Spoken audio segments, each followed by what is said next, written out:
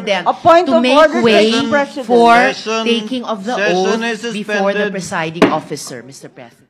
I move that any interpellation or any action, any seconding speech on the privileged speech be suspended momentarily after his speech to allow us to take our oath, which was the subject of the approved motion yesterday, and again, the subject, which was the subject of the approved motion yesterday, which is an offshoot of a question of privilege, which takes precedence over all motions.